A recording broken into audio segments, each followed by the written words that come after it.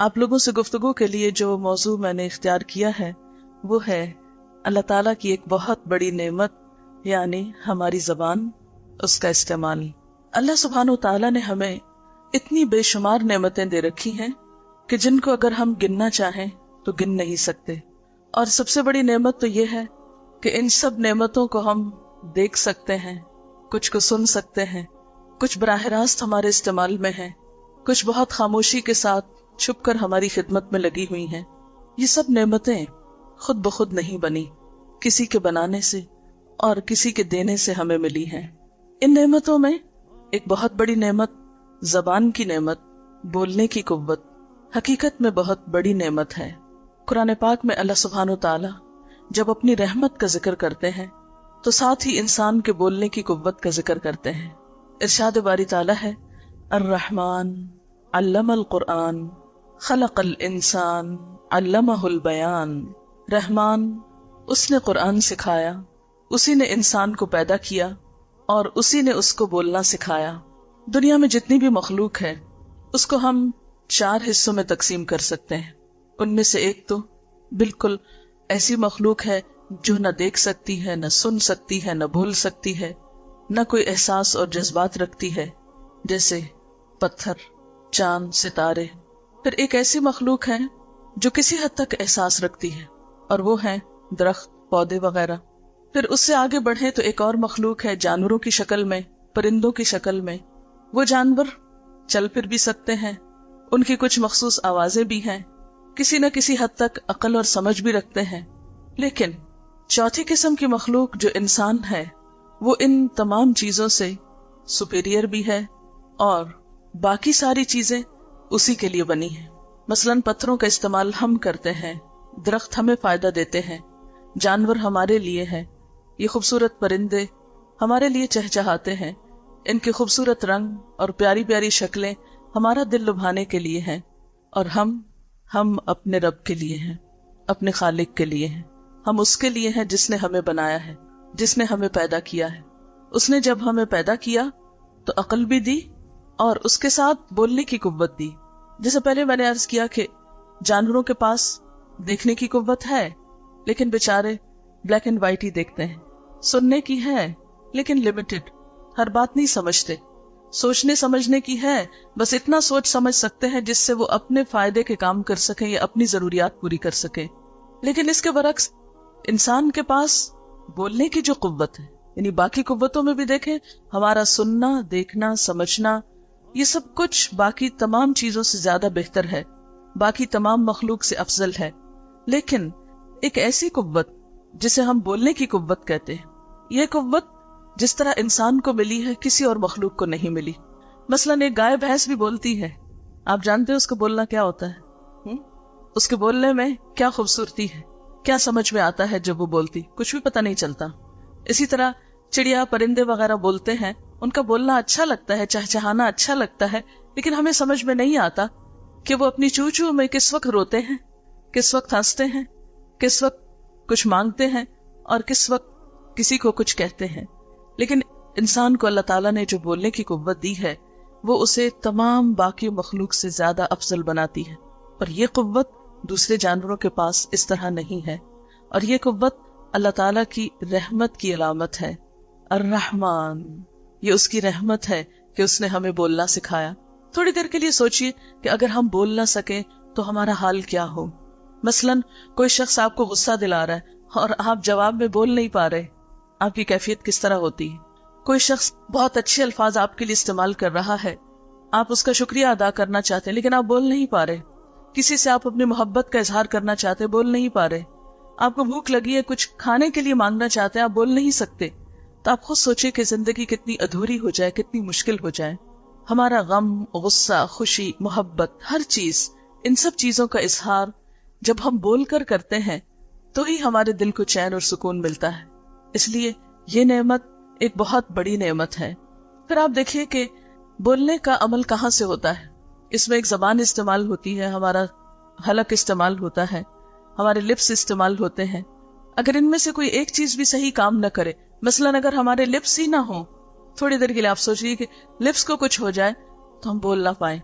دانتوں کا استعمال بھی ہوتا ہے بولنے میں، جو لوگ बेचारे जिनके दांत नहीं होते, वो जैसे बच्चे होते हैं, तो वो उस वक्त तक सही बोल नहीं पाते, और जब दांत टूट जाएं जिन लोगों के, तो वो भी सही तौर पर अपना मुद्दा खूबसूरत तरीके से बयान नहीं कर सकते। इसी तरह जबान तो खुद जबान है जो बोलती है। और देखने में क्या है, अगर आप शीशे के सामने खड़े होकर अपनी जबान सामने निकाल कर देखें तो क्या चीज है ये? कुछ भी तो नहीं, गोश्त का एक टुकड़ा है। आप किसी और गोश्त के टुकड़े को जरा बोलने के लिए कहें, नहीं बोल सकता।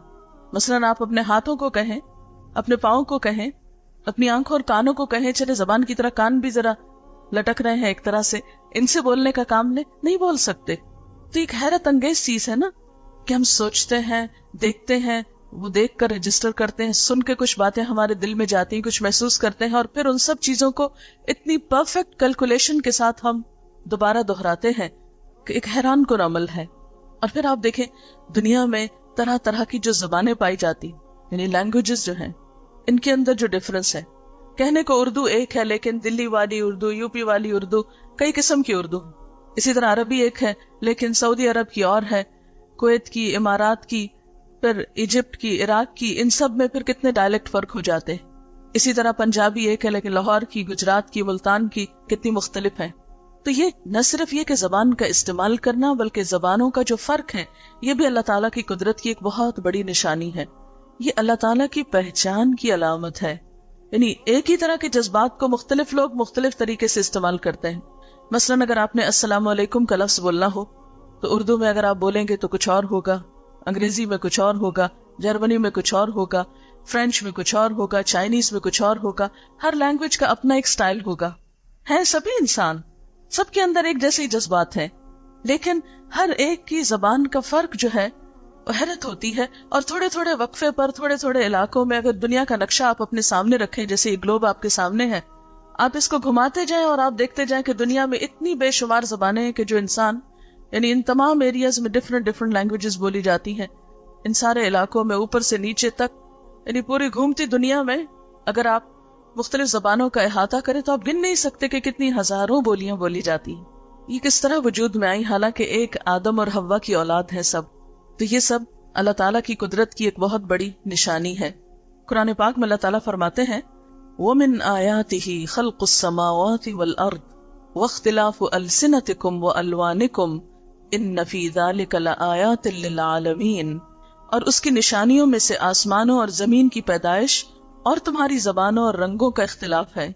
यकीनन इसमें बहुत सी निशानियां हैं अक्लमंद लोगों के लिए, इल्म वाले लोगों के लिए, जानने वालों के लिए।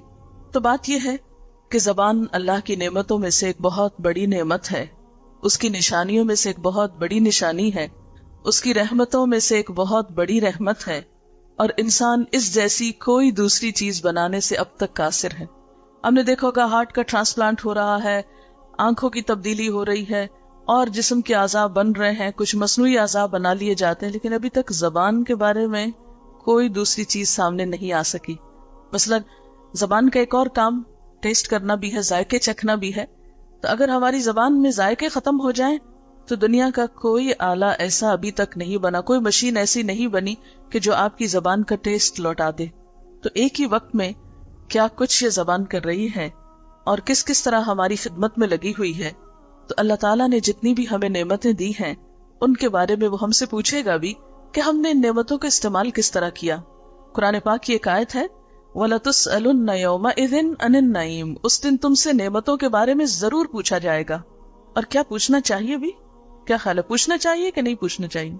अल्लाह ताला ने हमें बोलने की कुव्वत दी। क़यामत के दिन वो पूछेगा कैसे बोले, कैसे इस्तेमाल किया, कहाँ इस्तेमाल किया, अच्छी चीजों के लिए किया या बुरी चीजों के लिए, दूसरों का दिल दुखाने के लिए या दूसरों का दिल खुश करने के लिए, कहाँ इस चीज का इस्तेमाल किया। क्या उसे पूछना चाहिए? पूछने का कोई हक है उसका या गैर जरूरी है उसका पूछना? मसलन माँ बाप अपने बच्चों को कोई चीज ला कर देते हैं, तो क्या वो ये हक रखते हैं कि पूछे अपने बच्चों से कि वो चीज कहाँ गई, वो जो मैंने तुम्हें कलम दिया था, वो जो मैंने तुम्हें किताब दी थी वो कहाँ है, वो जो तुम्हें पॉकेट मनी दी थी कहाँ खर्च की? अगर माँ बाप हक रखते हैं पूछने का, तो फिर माँ बाप तो एक वक्ती तौर पर थोड़ी बहुत कोई चीज देते हैं, अल्लाह ताला ने तो बेशुमार नेमतें दी हैं, तो वो पूरा पूरा हक रखता है ये देखे कि हमने नेमतों को किस तरह इस्तेमाल किया। और कुरान पाक में अल्लाह ताला खुद फरमाते हैं, वलतुसअलुन्न यौमइज़िन अनिन नईम। उस दिन तुमसे नेमतों के बारे में जरूर सवाल किया जाएगा। تو یہ سوال کس قسم کا ہوگا؟ جیسے پہلے بھی میں نے عرض کیا کہ یہ پوچھا جائے گا کہ اس کو استعمال کہاں کیا، کس کام میں لگایا۔ تو آئیے ہم دیکھتے ہیں کہ زبان کے بارے میں اللہ تعالیٰ کی کتاب میں ہمیں کیا رہنمائی ملتی ہے۔ سب سے پہلی بات تو ہم سب کو یہ معلوم ہونی چاہیے کہ جو لفظ بھی ہم اپنی زبان سے نکالتے ہیں وہ سب لکھے جا رہے ہیں۔ سب کو پتا ہے نا یہ بات کہ نہیں پتا؟ کس کو پتا ہے؟ ہاتھ تو کھڑا کریں۔ سب کو پتا ہے۔ اگر کسی کو نہیں پتا تو وہ بھی پتا اب چل جائے گا کہ جو کچھ بھی، فار ایگزامپل یہاں اس کمرے میں داخل ہونے کے بعد سے لے کر اب تک جو کچھ میں نے بولا ہے وہ پورے کا پورا ریکارڈ ہو گیا ہے، اس مشین میں نہیں، اللہ کے ہاں۔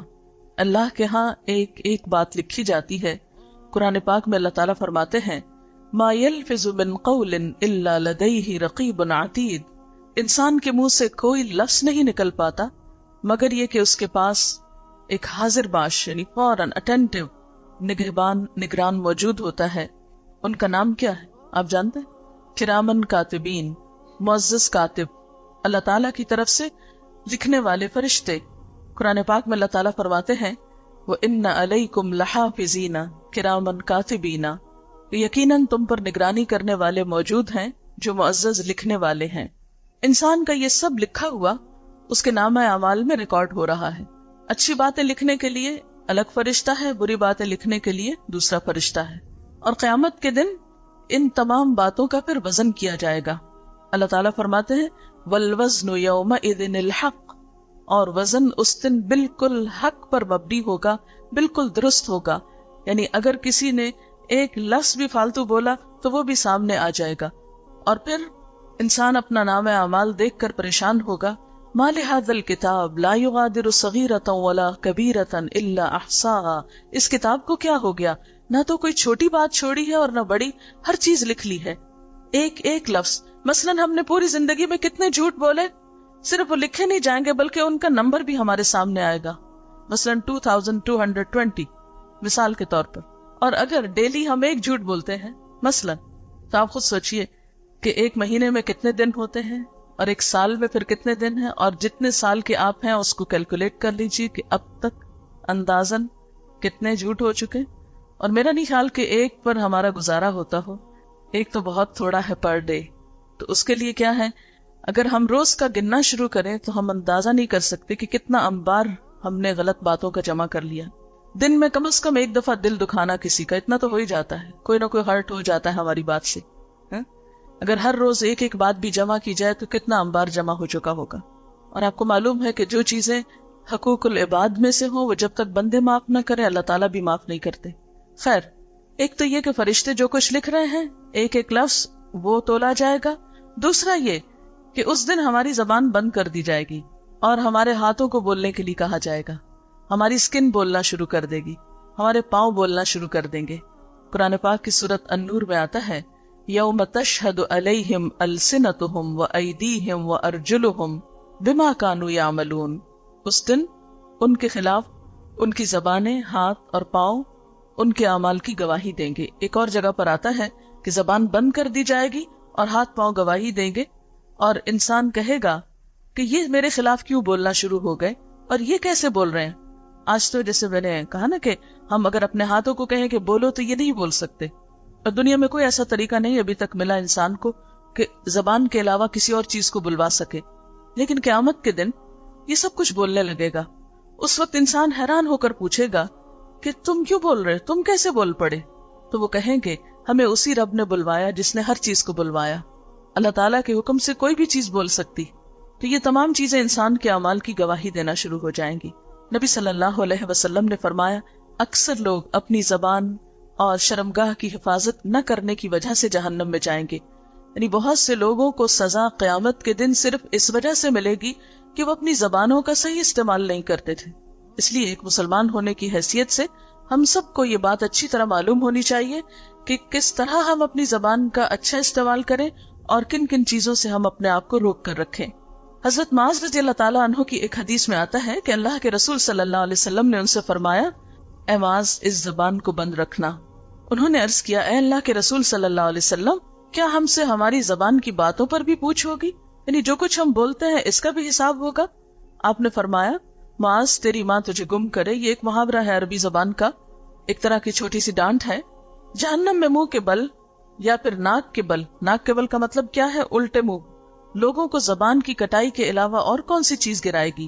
یعنی انسانوں کو جو چیز نقصان دے گی وہ ان کی اپنی زبان ہی کی کمائی ہوگی. جو کچھ وہ بول کر لائے ہوں گے وہی ان کے خلاف جائے گا اور ان کو سزا دلوائے گا. ایک اور جگہ پر آتا ہے کہ جس شخص نے اپنی زبان روک لی اللہ نے اس کی پردہ پوشی کر لی، یعنی اس کے عیب ڈھک جائیں گے. تو جو لوگ بہت زیادہ بولتے ہیں وہ کسی اور کا نہیں، دراصل اپنا ہی نقصان کر رہے ہوتے ہیں، اپنے ہی راز کھول رہے ہوتے ہیں، اپنی ہی برائیوں کا اظہار کر رہے ہوتے ہیں. حضرت ابو سعید سے روایت ہے کہ رسول اللہ صلی اللہ علیہ وسلم نے فرمایا جب آدمی صبح کو اٹھتا ہے تو اس کے سارے اعضاء یعنی ہمارے ہاتھ پیر وغیرہ زبان کے آگے ہاتھ جوڑتے ہیں. ہمیں نظر تو نہیں آتا لیکن ان کی اپنی ایک لینگویج ہوتی ہوگی، اپنی کمیونیکیشن کا ذریعہ ہوتا ہوگا، اور کہتے ہیں کہ اللہ سے ہمارے معاملے میں ڈرنا، کیونکہ اگر اے زبان تم سیدھی رہی تو ہم بھی سیدھے رہیں گے، اور اگر تو ٹیڑھی ہو گئی تو ہم بھی ٹیڑھے ہو جائیں گے. کیونکہ جو کچھ انسان بولتا ہے ویسا ہی پھر کرنا بھی شروع کر دیتا ہے. جیسا کہ وہ ایک سینگ میں آتا نا کہ watch your thoughts because your thoughts become your words. جو کچھ ہم سوچتے ہیں وہ کیا بن جاتا ہے؟ ہماری زبان یعنی گفتگو بن جاتی. اور واچ یور ورڈس، اپنے جو الفاظ ہیں ان کو واچ کرو، ان کا لحاظ رکھو، ان کا دھیان کرو، کیونکہ تمہارے ورڈز جو ہیں وہ تمہارے ایکشنز بن جاتے ہیں. اور اپنے ایکشنز کے بارے میں کانشیس رہو، کیونکہ جو تمہارے ایکشنز ہوتے ہیں وہ تمہاری تقدیر بن جاتے ہیں. تمہارے اعمال ہی تمہاری تقدیر. ہم عام طور پر رونا روتے رہتے ہیں اچھی بری تقدیر کا، لیکن عموماً ہماری تقدیر کیا ہوتی ہے؟ جو ہم خود کام کر رہے ہوتے ہیں وہی ہماری ڈیسٹنی ہو جاتے ہیں. نبی صلی اللہ علیہ وسلم نے فرمایا بندہ اللہ کی رضامندی کی بات کرتا ہے اور اس کی طرف اس کا دھیان بھی نہیں ہوتا، لیکن اللہ تعالیٰ اس کی وجہ سے اس کے بہت سے درجے بلند کر دیتا ہے. اور اسی طرح انسان اللہ کی ناراضگی کی بات کر جاتا ہے اور انسان کا اس کی طرف دھیان بھی نہیں جاتا، ایسے بس بولتا چلا گیا اور کچھ منہ سے نکل گیا، اور اسی کی وجہ سے وہ جہنم میں جا گرتا ہے. یعنی اپنی زبان کی بات کی وجہ سے وہ انتہائی نقصان اٹھاتا ہے. ایک اور حدیث میں آتا ہے کہ اس کی وجہ سے مشرق اور مغرب کے درمیان جتنا فاصلہ ہے اس سے بھی زیادہ وہ جہنم کی گہرائی میں جاتا ہے، کیونکہ وہ اپنی زبان سے غلط لفظ بول رہا ہوتا ہے. اور یہ نہیں کہ سوچ سمجھ کے، بلکہ ایسی ہی بے دھیانی میں. اس کا مطلب ہے کہ انسان کو بہت ہی ہوش و حواس سے سوچ سمجھ کے کانشیسلی اپنی گفتگو کرنی چاہیے. ایسا نہ ہو کہ وہ اس کے لیے نقصان کا سبب بن جائے. میں آپ سے پوچھنا چاہوں گی کہ آخر ایک بات کی وجہ سے اتنی بڑی سزا کیوں ہو سکتی ہے؟ اس کی کیا کوئی لاجک بنتی ہے اس کی؟ آپ نے سے کوئی بتایا گا؟ آپ کو یوں نہیں لگ رہا کہ یہ تو بہت انفیئر ہے کہ ایک لفظ کسی نے بولا یا ایک بات بولی اور اس کی وجہ سے اس کو اتنی بڑی پنشمنٹ ملی؟ شابش.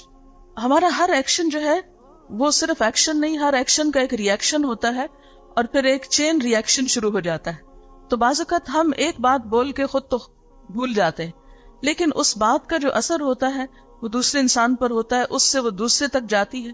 بعض اوقات ایک بولی ہوئی بات پوری دنیا میں پھیل جاتی ہے اور کئی لوگوں کے لیے تکلیف کا سبب بنتی، کیونکہ جتنے بھی کانسیپٹس ہوتے ہیں، نظریات ہوتے ہیں، آئیڈیالوجیز ہوتی ہیں، اچھے اور برے خیالات ہوتے ہیں، وہ سب کس طرح کنوے کیے جاتے ہیں؟ زبان کے الفاظ ہی کے ساتھ. تو بعض اوقات انسان ایک غلط خیال یا ایک غلط کانسیپٹ لوگوں میں عام کر دیتا ہے. ویسے ہمارے ہاں کئی قسم کے غلط کانسیپٹس پائے جاتے ہیں. مثال کے طور پر یہ ہے کہ ہم حضور صلی اللہ علیہ وسلم کی امت ہے، اس لیے ہم جو بھی کر لیں ہماری معافی ہو جائے گی. یہ غلط کانسیپٹ ہے، لیکن کس طرح عام ہے؟ کوئی بھی شخص ایسا نہیں جس کو یہ نہ پتا ہو. اب آپ خود سوچیں کہ پھر جو باقی قومیں ہیں ان کا تو قصور صرف اتنا ہی ہے نا کہ وہ حضور صلی اللہ علیہ وسلم کی امت میں سے پیدا نہیں ہوئی، کہ چاہے وہ جتنے بھی اچھے کام کرے ان کی تو پکڑ ہو، اور ہم چاہے کتنے بھی غلط کام کریں صرف ہمارے لیے یہی آنر کافی ہے بخشش کے لیے. اسی طرح کی بہت سی اور باتیں ہیں جو لوگوں کو پھر گمراہ کرتی ہیں اور ان کو اچھا بننے میں مددگار نہیں ہوتی بلکہ غلط کاموں میں انکریج کرتی ہیں. پھر اسی طرح یہ کہ بعض لفظ جو ہیں وہ ہوتا ہے ایک لفظ ہے لیکن اس کے پوری زندگی پہ اثر ہوتا ہے. مثلاً طلاق کا لفظ جو ہے وہ ایک لفظ ہے، ون ورڈ ہے نا طلاق، لیکن آپ نے دیکھا کہ ایک طلاق کا لفظ جو ہے وہ دو لوگوں کو ہمیشہ کے لیے جدا کر دیتا ہے، دو لوگوں کو نہیں، دو گھرانوں کو، دو خاندانوں کو کاٹتا ہے. پھر بچوں کے اندر ایک کشمکش شروع ہوتی ہے، بچوں کے اندر ایک نفسیاتی مرض، بہت سے ڈسٹربنس پیدا ہوتے ہیں، بہت سی قسم کے جو پریشانیاں ہیں، دکھ ہیں، بہت سی ایسی تکلیفیں پیدا ہو جاتی ہیں کہ وہ ساری زندگی ایک پازیٹیو انسان نہیں بن پاتے. وہ ہر چیز کے بارے میں ایک منفی طور پر ایک نیگیٹو تھنکنگ رکھتے ہیں. تو اس لیے اب ایک شخص نے ہو سکتا ہے کہ ایک لفظ طلاق بول کر اپنے وقتی غصے کا اظہار کر دیا ہو، لیکن اس نے یہ نہیں سوچا کہ اس ایک لفظ سے آگے اس کے نسلوں کو کتنی بڑی سزا ملنے والی ہے، اور کئی خواتین پر محض اس ایک لفظ کی وجہ سے کتنا بڑا ظلم ہو جاتا ہے. تو اس لیے ہمیشہ سوچ سمجھ کر ان الفاظ کو ادا کرنا چاہیے. پھر اسی طرح یہ ہے کہ ریسنٹلی ایک ویب سائٹ ہمارے نوٹس میں آئی ہے، تو اس میں ایک جاپنیز ریسرچ یہ ہوئی ہے کہ انسان جو کچھ بولتا ہے اس کا دوسرے انسانوں پر اچھا یا برا اثر پڑتا ہے. مثلا میں جو کچھ اس وقت آپ سے بات کر رہی ہوں، تو یہ جو الفاظ ہیں محض الفاظ نہیں، ان کا آپ کے کانوں، دل، دماغ، روح اور آئندہ کی زندگی پر ایک اثر پڑنے والا ہے، اور یہ اثر ہمیں نظر نہیں آتا. انہوں نے ایک ریسرچ اس طرح کی کہ مختلف الفاظ بول کر پانی کے اوپر، یعنی پانی کو سامنے رکھ کے الفاظ بولے گئے اور پانی کے کرسٹلز کی تصویریں لی گئیں، اور وہ تصویریں باقاعدہ موجود ہیں ایک ویب سائٹ پر، کہ جب اچھے الفاظ بولے گئے جس سے دوسروں کو خوشی ہوتی ہے تو اس سے ان کرسٹلز پر بہت خوبصورت تصویریں بنی، اور جب برے الفاظ بولے گئے تو انتہائی خراب قسم کی تصویریں ان پر بنی. تو اس سے یہ پتہ چلتا ہے کہ ہماری گفتگو نہ صرف یہ کہ دوسرے انسانوں بلکہ ہمارے سارے ماحول کو متاثر کرتی. اسی لیے جب ایک نیک شخص دنیا سے جاتا ہے تو کہتے ہیں کہ یہ زمین اور درخت اور آس پاس کی چیزیں بھی روتی ہیں، یہ بھی محسوس کرتی. اور ایک خراب شخص جو ہوتا ہے، یا ایک ظالم شخص جو ہوتا ہے، یا ایک برا شخص جو ہوتا ہے، تو یہ زمین بھی اس سے پناہ مانگتی کہ یا اللہ اس کو تو اٹھا ہی لے. نیک شخص کے لیے ایک حدیث میں آتا ہے، آپ نے حدیث سنی ہوگی، کہ وہ شخص جو لوگوں کو خیر کی بات بتاتا ہے، لوگوں کو اچھی تعلیم دیتا ہے، اس کے لیے کائنات کی ہر چیز دعائیں کرتی ہے، حتیٰ کہ سمندر کی مچھلیاں اور زمین میں چلنے والی چیونٹیاں بھی نیکی کی بات سکھانے والے کے لیے دعائیں کرتی. فرشتے ایسے لوگوں کے لیے دعائیں کرتے ہیں. اللہ تعالیٰ ایسے لوگوں سے محبت رکھتے ہیں جو دوسروں کی خیرخواہی چاہتے ہیں اور دوسروں کو اچھی بات بتاتے ہیں. اور اس کے برعکس جو لوگ بری زبان استعمال کرتے ہیں، دوسروں کو ہرٹ کرتے ہیں، تکلیف دیتے ہیں، گالیاں بولتے ہیں، تانے دیتے ہیں، دوسروں کو تکلیف دینے والی کوئی بھی طریقے اختیار کرتے ہیں، تو ہر چیز ان سے پناہ مانگتی. ایک دلچسپ واقعہ حضور صلی اللہ علیہ وسلم کی سیرت میں ہمیں ملتا ہے کہ جب آپ شروع میں مدینہ میں تشریف لے گئے تو مسجد نبوی اس طرح نہیں تھی جیسے آج ہم دیکھتے ہیں. اگر آپ نہیں بھی گئے تو تصویروں میں آپ نے دیکھی ہوگی کہ بہت خوبصورت دنیا کا ایک عجوبہ بن گئی ہے. تعمیر کے اعتبار سے دنیا کی ایک خوبصورت ترین عمارت ہے اس وقت. لیکن ابتدا میں وہ کیا تھی؟ کھجور کے کچھ درخت جو تھے، ان کے جو تنے ہوتے ہیں ان کو ایز اے پلر یوز کیا گیا، اور چھت کے اوپر بھی کھجور کے پتے ڈالے گئے، اور اس کے نیچے لوگ نماز پڑھا کرتے تھے. تو آپ صلی اللہ علیہ وسلم کے لیے کوئی ممبر نہیں تھا، یعنی کوئی سٹیج یا روسٹرم نہیں تھا. تو آپ نے اپنے سامنے جب آپ سپیچ دیتے تھے تو ایک کھجور ہی کے تنے کو، یعنی ایک سٹیم سا آپ نے کاٹ کے رکھا ہوا تھا سامنے، اسی پر کھڑے ہو کر وہ ڈائس کی شکل میں کام دیتا تھا. پھر جب حالات اچھے ہوئے تو آپ صلی اللہ علیہ وسلم نے ایک دن مسجد میں فرمایا کہ کون ہے جو ممبر بنوائے گا؟ تو اس پر ایک خاتون بولی کہ میں یہ ممبر تیار کرواؤں گی.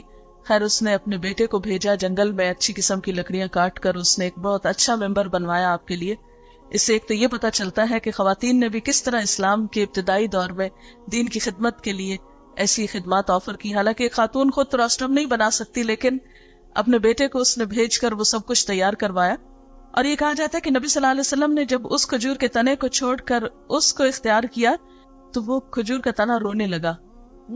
اور آپ صلی اللہ علیہ وسلم چونکہ اللہ تعالیٰ اپنے حکم سے ان کو ایسی آوازیں سنواتے تھے، تو آپ نے فرمایا کہ چونکہ میں نے اس کو چھوڑا ہے اور اس دوسری جگہ کو اختیار کیا ہے تو یہ تنا رو رہا ہے. حدیث کے الفاظ میں آتا ہے یا ابن انینن، یعنی ہچکیاں لے رہا ہے. تو یہ جو باقی مخلوق ہوتی ہے اگرچہ ان کی عقل نہیں ہوتی لیکن ان میں بھی کسی لیول پر سینسز ہوتے ہیں، اور خصوصاً درختوں وغیرہ میں. تو اب بہت سی اس پر ریسرچ بھی ہو رہی ہے کہ پودوں کے اندر کس قسم کے احساسات پائے جاتے ہیں. بہرحال اب بات یہ ہے کہ جب ہم اچھی بات کرتے ہیں تو ہمارا آس پاس جو ہے وہ خوش ہوتا ہے، پورا ماحول خوبصورت ہو جاتا ہے، جگمگا اٹھتا ہے. اور ہم بری باتیں کرتے ہیں تو اس سے ہر ایک کو تکلیف پہنچتی ہے. تو بالکل ایسے ہی ہے کہ جیسے گاڑیوں کے دھوؤں سے پولوشن ہے، اسی طرح ساؤنڈ پولوشن ہے، تو بری باتوں کی اپنی ایک پولوشن ہوتی ہے جو لوگوں کو متاثر کرتی ہے. اسی لیے قرآن پاک میں اللہ تعالیٰ نے بنی اسرائیل سے کہا اور پھر ہمارے لیے بھی فرمایا وَقُولُوا لِلنَّاسِ حُسْنًا، لوگوں سے اچھی بات کرنا، خوبصورت بات کرنا. حسن کا لفظ آپ سب نے سنا ہوگا، حسن خوبصورتی کو کہتے ہیں. یعنی صرف بات نہیں کرو بلکہ ایسی بات کرو جو خوبصورت بات ہو. یعنی آپ نے کسی سے کچھ مانگنا ہے یا کسی کو کچھ کہنا ہے، کوئی نصیحت کرنی ہے، یا نصیحت کے علاوہ ویسے ہی آپ کسی کو کوئی خبر سنانے لگے ہیں، کوئی بات سنانے لگے. آپ نے دیکھا ہوگا کچھ لوگوں کا انداز کیا ہوتا ہے، معمولی سی خبر ہوتی ہے پہلے دوسرے کو خوب خوف دلاتے، تم نے سنا کیا ہوا. اب یہ کہ دوسرا شخص ایک دم پریشان ہو کے پتہ نہیں کہاں بم بلاسٹ ہوا ہے یا کیا دھماکہ ہوا ہے جس کی خبر سنانے آئے، اس سے زیادہ دھماکہ وہ خود دوسروں کے سر پہ کر رہے ہوتے ہیں. تو اس قسم کی گفتگو جس میں دوسرے کو خوف زدہ کر کے کوئی خبر سنائی جائے. بعض لوگوں کو سرپرائز دینے کا بڑا شوق ہوتا ہے، وہ سرپرائز میں ایک دم چیخ چلا کے بولتے ہیں اور دوسروں کو ڈراتے ہیں. پھر اسی طرح بعض لوگ معمولی بات بھی، چھوٹی سی بات بھی کر رہی ہے تو اتنا پریشرائز دوسرے کو کرتے ہیں، یا بعض لوگ بہت لمبی بات کرتے ہیں وغیرہ وغیرہ. کئی قسمیں ہوتی ہیں دوسروں کو تکلیف دینے کی. مثلاً آپ میں سے کوئی بتائے گا کہ کیسی بات اچھی نہیں لگتی جس میں طنز ہو؟ ہاں، یعنی دوسروں کو خواہ تانے دے کے، طنز کر کے، لیٹ ڈاؤن کر کے بات کرنا. جی آپ بہت زیادہ تعویلیں بنانا جس میں تکبر ہو، بہت اکڑ اکڑ کے بات کرنا، اور صرف اپنے بارے میں سوچنا اور دوسروں کے بارے میں پرواہ نہیں کرنا کہ کسی کو بات سمجھ میں آ رہی ہے یا نہیں آ رہی. ہاں، اور جی ہاں، صرف میں اپنی ہی بات کرنا اور دوسرے کی بات کے اوپر توجہ ہی نہیں کرنا. شابش. جس میں خوشامد ہو، یعنی جب مطلب ہو تو کسی کی خوشامد کر کے کام نکلوانا. بالکل، یعنی دوسرے کی نہ سننا، صرف اپنی ہی سناتے چلے جانا. جی ہاں، لمبی بات کرتے چلے جانا لیکن یہ نہ پتہ چلے کہ کہنے والا کہنا کیا چاہتا ہے. اس طرح کی بہت سی چیزیں جو ہیں وہ خوبصورت نہیں ہوتی. اللہ تعالیٰ قرآن پاک میں، اب دیکھیے کہ قرآن پاک 1400 سال پہلے نازل ہوا، اور یہ جو آیت ہے سورۃ البقرہ کی، یہ دراصل بنی اسرائیل سے کہی گئی بیسیکلی، اور پھر ریپیٹ کی گئی کتاب اللہ میں. تو بنی اسرائیل سے کئی 100 سال، 1000 سال پہلے یہ بات کہی گئی تھی. اس سے پتہ یہ چلتا ہے کہ اسلام کی جو بیسک ایجوکیشن ہے، ایک انسان کے لیے بنیادی تعلیم ہے، وہ کیا ہے دراصل؟ کہ انسان کے لیے امن کا، سکون کا، خوشی کا باعث ہو. بات کرے تو ایسی کہ جس سے دوسروں کا دل خوش ہو، نہ کہ ان کو پریشان کیا جائے. اس میں ہم دیکھتے ہیں کہ ایک شخص ہے طلحہ بن عمر، ایک بہت بڑے محدث تھے اور بہت بڑے مفسر تھے، بہت بڑے اسکالر تھے. عطا ان سے کہا کہ کیا وجہ ہے کہ آپ کے پاس ہر قسم کے لوگ آتے ہیں، ریلیجس بھی آتے ہیں، نان ریلیجس بھی آتے ہیں، مسلمز بھی آتے ہیں، نان مسلمز بھی آتے ہیں، کوئی بھی آپ سے ڈرتا نہیں، سب آپ کے پاس آ کر بیٹھتے ہیں، لیکن میرے پاس کوئی نہیں آتا. تو اس کی وجہ کیا ہے؟ تو وہ کہنے لگے کہ اللہ تعالیٰ نے قرآن پاک میں فرمایا ہے، قولوا للناس حسنا، لوگوں سے اچھی طرح بات کرو، خوبصورت بات کرو. تو میں یہ نہیں دیکھتا کہ میرے سامنے کون ہے، کچھ بھی کسی کا ریلیجن ہو، کوئی اچھا ہو، نیک ہو، گناہگار ہو، جیسا بھی ہو، میں اس کے ساتھ اچھی طرح بات کرتا ہوں. تو اس سے آپ دیکھیں کہ اسلام کی تعلیم تو یہی ہے. ہمیں یہ تو نہیں کہا گیا کہ صرف اپنے پیرنٹس سے اچھی طرح بات کرو یا اپنے دوستوں سے اچھی طرح بات کرو. ہمیں ہر ایک سے اچھی طرح بات کرنی، خواہ کوئی بھی ہو. خود نبی صلی اللہ علیہ وسلم کا طریقہ کیا تھا؟ ہر ایک سے اچھی بات کرتے تھے. وہ یہ نہیں دیکھتے تھے کون دوست ہے، کون دشمن ہے، کون اپنا ہے، کون پرایا ہے. بس اچھی بات ہے تو اچھی بات ہے، کیونکہ بول تو آپ رہے ہیں نا. اگر کوئی انسان خراب ہے، کوئی برا ہے، تو اس میں آپ کو تو برا نہیں بن جانا چاہیے، آپ کو تو اچھا ہی رہنا ہے. اس میں ہم دیکھتے ہیں کہ حضرت عائشہ رضی اللہ تعالیٰ عنہا فرماتی ہیں کہ ایک شخص نے حضور صلی اللہ علیہ وسلم سے گھر میں آنے کی اجازت مانگی. آپ نے فرمایا بہت برا آدمی. جب وہ اندر آ کر بیٹھا تو حضور صلی اللہ علیہ وسلم اس سے بہت اچھی طرح پیش آئے. حضرت عائشہ بہت حیران ہوئی کہ ابھی تو آپ کہہ رہے تھے یہ اچھا آدمی نہیں ہے، اور ابھی آپ اتنے اچھی طرح بات کر رہے ہیں. جب وہ چلا گیا تو حضرت عائشہ نے حضور سے پوچھا کہ آپ نے ایسا کیوں کیا؟ تو آپ صلی اللہ علیہ وسلم نے فرمایا، عائشہ تم نے مجھے کب بد زبانی کرنے والا پایا ہے؟ میں نے کب کسی سے بد اخلاقی کی ہے؟ کوئی اچھا ہے یا برا ہے، مجھے تو اپنا اخلاق اچھا ہی رکھنا ہے. تو یہ ایک بہت بڑی اگزامپل ہے ہمارے لیے. ہم عام طور پر کسی کے ساتھ روٹ کیوں ہوتے ہیں، بدتمیزی کیوں کرتے ہیں، برا سلوک کیوں کرتے ہیں؟ کیونکہ وہ شخص اچھا نہیں ہے، بھلے وہ کیسا بھی ہو، لیکن ہمیں تو اچھا رہنا ہے. اور آپ صلی اللہ علیہ وسلم نے اس کو اب برا ہونا کیوں بتایا؟ کیا بیک بائٹنگ تھی؟ نہیں. آپ اپنے گھر والوں کو یہ بتانا چاہتے تھے کہ کہیں آپ کے ایبسنس میں وہ شخص آئے اور وہ کوئی آپ کے گھر والوں کو نقصان نہیں دے، اس لیے آپ نے احتیاط کے طور پر اس کے بارے میں حضرت عائشہ کو بتا دیا، محض انفارم کرنے کے لیے. تو آپ دیکھیے کہ عام روزمرہ زندگی میں ہم 3 طرح کے لوگوں سے گفتگو کرتے ہیں، اپنے سے بڑوں سے، اپنے سے برابر والوں سے، اور اپنے سے چھوٹے لوگوں سے. بڑے لوگوں میں کون آتے ہیں؟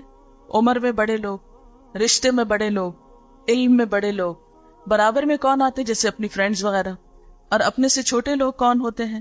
جو عمر میں چھوٹے ہوتے ہیں، یا مرتبے اور حیثیت میں چھوٹے ہوتے ہیں، یا کسی اور اعتبار سے.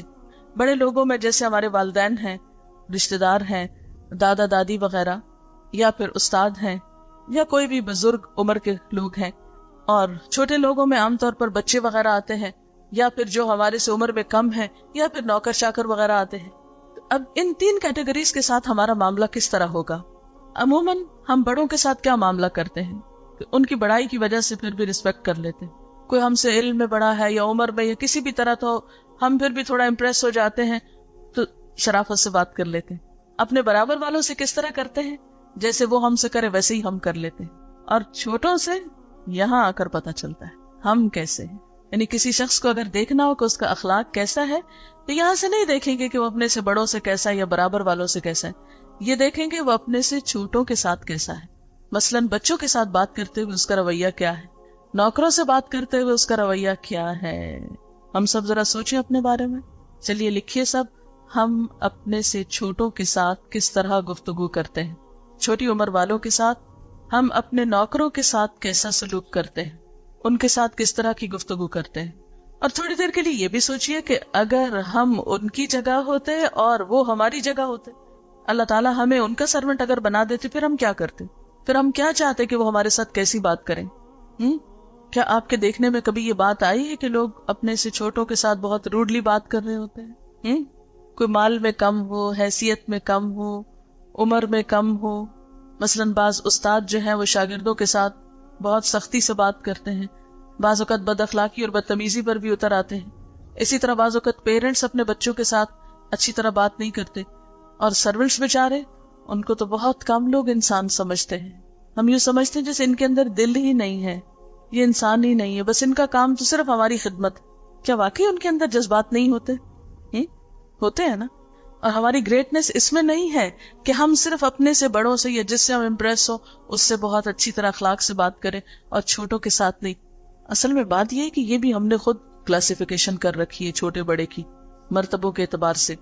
یہ تو دنیا میں ایک پہچان کے لیے ہے، ورنہ اللہ تعالیٰ کے نزدیک تو ہو سکتا ہے کہ ایک جو نوکر ہے کسی کے گھر میں، یا ایک بہت معمولی کام کرنے والا، بہت معمولی ہستی رکھنے والا، معلوم نہیں اللہ کے نگاہ میں اس کی کتنی عزت اور وقت ہو، کیونکہ اللہ تعالیٰ کسی کی شکل و صورت کو نہیں دیکھتے، کسی کا مال نہیں دیکھتے، کسی کی ڈگری نہیں دیکھتے، وہ تو یہ دیکھتے ہیں کہ ایک شخص کا دل کیسا ہے اور اس کا عمل اور اخلاق کیسا ہے۔ وہ کسی کی ذہانت، انٹیلیجنس، اس کے انٹلیکٹ، اس کے کسی بھی کوالٹی، کسی چیز سے مروب نہیں ہوتے، کیونکہ یہ سب تو اس نے ہمیں دیا ہے نا۔ مثلاً اگر کوئی شخص بہت ذہین ہے تو ذہانت کہاں سے لے کر آیا؟ اللہ ہی نے دی ہے نا اس کو۔ تو اب یہ ہے کہ چند باتیں ہم یہ کریں گے کہ ہماری گفتگو ہونی کیسی چاہیے مختلف لوگوں کے ساتھ جب بھی ہم بات کریں، کیونکہ زبان ایسی چیز ہے جس کا استعمال سب سے آسان بھی ہے اور ہماری زندگی میں سب سے زیادہ بھی ہے۔ جب تک ہم جاگتے رہتے ہیں ہم کچھ نہ کچھ بولتے رہتے ہیں، تو ہمیں تھوڑا سا اس پر دیکھنا ہے کہ ہمیں کیسی باتیں کرنا ہے۔ سب سے پہلی بات تو یہ ہے کہ ہم جو بھی بات کریں اس کا کچھ مقصد ہونا چاہیے، بیکار کی فضول گفتگو کرنے سے پرہیز کرنا چاہیے۔ اس کے بارے میں نبی صلی اللہ علیہ وسلم نے بہت زیادہ کیل و کال اور بے فائدہ گفتگو اور بے مقصد گفتگو سے منع فرمایا ہے۔ اچھا، بعض لوگ جو ہیں وہ ایم لیسلی کبھی واقعات پہ باتیں کرتے رہتے ہیں، کبھی کسی انسان کو کرٹیسائز کرتے رہتے ہیں، کبھی کسی انسان کی باتیں کرتے رہتے ہیں۔ مائیں عام طور پہ بچوں کی باتیں کرتے رہتی ہیں، لڑکیاں عام طور پہ لڑکوں کی باتیں کرتی رہتی ہے، لڑکے لڑکیوں کو موضوع گفتگو بنائے رکھتے ہیں، اور اسی طرح بس کوئی نہ کوئی شغل چاہیے، کچھ نہ کچھ، کیونکہ اللہ نے طاقت دی ہے، اور خاص طور پر یوتھ کے پاس تو طاقت اور بھی زیادہ ہوتی ہے، دماغ بھی تازہ ہوتا ہے۔ اس لیے عموماً ہمارا موضوع گفتگو یا تو حالات ہوتے ہیں، واقعات ہوتے ہیں، پالیٹکس ہوتی ہیں، یا پھر آج کل گیمز جو ہے وہ ہر ایک کی موضوع گفتگو بنی ہوئی ہے، یا پھر اپوزٹ سیکس۔ تو اللہ نے اتنی اچھی قوت ہمیں بولنے کے لیے دی ہے، کیا ہمارے ٹاپکس اور گفتگو کے موضوعات بس صرف یہی ہونے چاہیے؟ اس سے زیادہ آگے جانے کی کوئی چیز نہیں ہے۔ اور یہ تو آپ کو پتہ ہے کہ جو انسان جس طرح کی باتیں کرتا ہے وہ اسی لیول کا ہوتا ہے، اسی طرح کا ہوتا ہے۔ انسان جب تک خاموش رہتا ہے تو کسی کو پتہ نہیں چلتا کہ کون کیا ہے۔ مثلاً آپ اس وقت سب خاموش شرافت سے بیٹھے ہوئے ہیں، مجھے کچھ پتہ نہیں کہ آپ باہر جا کے کس قسم کی گفتگو کرتے ہیں، اپنے سرونٹس کے ساتھ، پیرنٹس کے ساتھ، بہن بھائیوں کے ساتھ کیا کرتے ہیں، میں تو کچھ بھی نہیں جانتی۔ لیکن اگر کہیں بولتے ہوئے میں آپ کو دیکھوں تو ضرور کچھ نہ کچھ رائے رکھو گی کہ ہاں یہ اس طرح کی۔ تو انسان کی جو گفتگو ہے اس کی شخصیت، اس کی پرسنالٹی کا ایک بہت بڑا حصہ ظاہر کر دیتی ہے. آپ نے یہ بھی محاورہ سنا ہوگا کہ small minds talk about people. یہ لکھنے کی حد تک لکھ لیتے ہیں, پڑھنے کی حد تک پڑھ لیتے ہیں, اور پڑھ کے ہم کہتے ہیں او ہو یہ اسمال مائنڈز ہیں جو لوگوں کی باتیں کرتے ہیں. لیکن جب ہم بات کرنے پہ آتے ہیں تو ہم کیا کرتے ہیں, ہم بھی پھر اسمال ہو جاتے ہیں. پھر اسی طرح average minds talk about events اور great minds talk about ideas. ہماری قوم ترقی کیوں نہیں کرتی؟ اس لیے کہ ہمیں پہلے ہی دو چیزوں سے فرصت نہیں, لوگوں کی باتوں سے اور حالات حاضرہ سے ہمیں فرصت نہیں ہوتی. تو ہم آئیڈیاز کے بارے میں کب گفتگو کریں گے, کب ہم فیوچر کے بارے میں گفتگو کریں گے, ہمیں کیا کرنا چاہیے؟ تو جب تک یہ چیز ہمارے قومی مزاج میں شامل نہیں ہوتی اس وقت تک ترقی نہیں ہو سکتی. تو ہم سب کو کیا کرنا ہے؟ اپنے آپ کو جج کرنا, دوسروں کو نہیں. دوسرے تو جو کرتے ہیں وہ اپنے ذمہ دار خود ہیں. ہاں, ہماری ایک مشکل یہ ہے کہ ہم دوسروں کو بہت جج کرتے رہتے ہیں نا. تو ہمیں کیا کرنا ہے؟ اپنے آپ کو جج کرنا ہے. ہماری گفتگو کا ٹاپک کیا ہوتا ہے, ہم کس چیز پر گفتگو کرنے میں زیادہ خوشی اور کمفرٹیبل فیل کرتے ہیں اپنے آپ کو. پھر اسی طرح دوسری بات یہ ہے کہ گفتگو میں انسان ہمیشہ سچ بولے, کیونکہ ایمان سچائی کا نام ہے. سچ انسان کو کانفیڈنس دیتا ہے. قرآن پاک میں اللہ تعالیٰ فرماتے وَاجْتَنِبُوا قَوْلَ الزُّورِ, جھوٹی بات سے بچو. نبی صلی اللہ علیہ وسلم نے فرمایا کہ ایمان اور جھوٹ ایک دل میں جمع نہیں ہو سکتے. یعنی ایک مومن شخص جو ہے وہ جھوٹا نہیں ہو سکتا. اور ایمان کو اس طرح جھوٹ نقصان دیتا ہے جیسے شہد کو الوا جو ہے وہ نقصان دیتا ہے. پھر اسی طرح آپ صلی اللہ علیہ وسلم نے یہ بھی فرمایا کہ کسی انسان کے لیے جھوٹا ہونے کے لیے اتنا ہی کافی ہے کہ وہ سنی سنائی باتیں آگے کرنا شروع کر دے. یعنی جھوٹ صرف یہ نہیں کہ آپ اپنے پاس سے کوئی بات گھڑ کے بیان کریں, بلکہ کسی کی کوئی بات سنی, کوئی تحقیق نہیں کی, اس کے بعد دوسرے کو سنا دی, اس نے آگے دوسرے کو سنا دی, اور اینڈ آف دا ڈے پتہ چلا کہ اس بات کی تو کوئی حقیقت ہی نہیں تھی, وہ تو جھوٹ تھا. ہم دوسروں کو کوٹ کرتے رہتے, سنا تم نے وہ فلاں یہ کہہ رہا تھا. اچھا, کوئی نہیں پوچھتا کہ اس نے دیکھا یا کیسے اس کو پتا چلا, بس اتنا ہی کافی ہے فلاں کہہ رہا تھا, اتنا ہی کافی ہے کہ ہم نے اخبار میں پڑھ لیا, اتنا کافی ہے کسی خبر کے سچا ہونے کے لیے کہ ہم نے ٹیلی ویژن میں سن لیا, دیکھ لیا. ہاں, تو جب تک کسی بھی چیز کے بارے میں آپ ریسرچ نہیں کر لیتے, مثلاً کسی فیکٹ کے بارے میں, کسی سائنٹیفک فیکٹ کے بارے میں یا اور اسی طرح, تو صرف سنی سنائی باتوں کو بھی آگے کوٹ نہیں کرنا چاہیے. پھر اسی طرح یہ کہ بات اپنے قول اور فعل میں تضاد کو کم کرنے کی کوشش کرنی چاہیے. جو ہم کہیں وہ کرنے کی بھی کوشش کریں. قرآن پاک میں اللہ تعالیٰ فرماتے ہیں یا ایھا الذین آمنوا لما تقولون ما لا تفعلون, اے لوگو جو ایمان لائے ہو کیوں وہ باتیں کہتے ہو جو کرتے نہیں ہو. کبر مقتا عند اللہ ان تقولوا ما لا تفعلون, اللہ تعالیٰ کو یہ بات بہت غصہ دلاتی ہے کہ تم وہ کہو جو کرو نہیں. اگر آپ کے ساتھ کوئی انسان ایسا کرے کہ کہے کچھ میں یہ کام کر دوں گا اور پھر جب کرنے کی باری آئے تو کر کے نہ دے, تو آپ کے لیے کتنی تکلیف ہوتی. تو بندوں کی یہ تکلیف اللہ تعالیٰ کو بھی بہت ناپسند ہے. پھر اسی طرح یہ کہ اگر کوئی وعدہ کیا جائے یا قسم کھائی جائے تو اس کو پورا کیا جائے. مثلاً کوئی شخص کسی کو بات سنانا چاہتا ہے تو کہتے ہیں اچھا پہلے قسم کھاؤ پھر سناؤ گی, کسی کو نہیں بتائیں گے. اس وقت تو ہم بات سننے کے لالچ میں قسم کھا بیٹھتے ہیں, پھر ہمارا دل چاہتا ہے ہم کسی اور کو بتائیں, پھر 2-4 دن بعد قسم بھول جاتے ہیں اور ہم بات آگے بتا دیتے ہیں. تو ایسی باتوں سے بھی پرہیز کرنا چاہیے. پھر اسی طرح یہ ہے کہ بھلائی کی بات ہونی چاہیے, بات ایسی ہونی چاہیے کہ جس میں سچائی بھی ہو اور اس کے ساتھ ساتھ کسی حقیقت پر مبنی ہو اور خیر اور بھلائی کی ہو, جس میں کسی کا فائدہ ہو.